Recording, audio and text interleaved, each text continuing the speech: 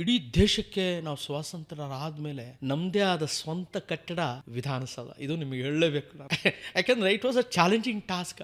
ಆವತ್ತಿನ ಪರಂಗಿಯರ ಆಡಳಿತಕ್ಕೆ ಕಟ್ಟಡಗಳು ಎಲ್ಲವೂ ಇರೋದು ಎಲ್ಲರೂ ಕೂಡ ಬ್ರಿಟಿಷರ ಕಾಲದಲ್ಲಿ ಅವ್ರವರಿಗೆ ಅಂತ ಕಟ್ಕೊಂಡಿದ್ದ ಕಟ್ಟಡಗಳು. ಬಟ್ ಆದರೆ ಭಾರತದ ಶೈಲಿಯಲ್ಲಿ ಕಟ್ಟಿರತಕ್ಕಂಥ ಏಕೈಕ ಕಟ್ಟಡ ಸ್ವಾತಂತ್ರ್ಯ ಆದಮೇಲೆ ನಮ್ದಾಯಿತು.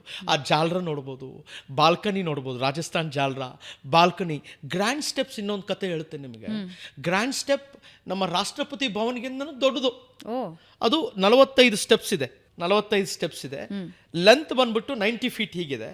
ವಿಡ್ತ್ ಬಂದ್ಬಿಟ್ಟು ಸುಮಾರು 201 ಫೀಟ್ ಇದೆ. 201 ಫೀಟ್ ಅಂದರೆ ಇವತ್ತಿನ ಕಾಲಘಟ್ಟದಲ್ಲಿ ಎಲ್ಲ ಕಾರ್ಯಕ್ರಮಗಳು, ಸರ್ಕಾರ ಕಾರ್ಯಕ್ರಮಗಳು ದಿವ್ಯ ಮೆಟ್ಟಿಲುಗಳ ಮೇಲೆ ನಡೆಯತಕ್ಕಂಥದ್ದು.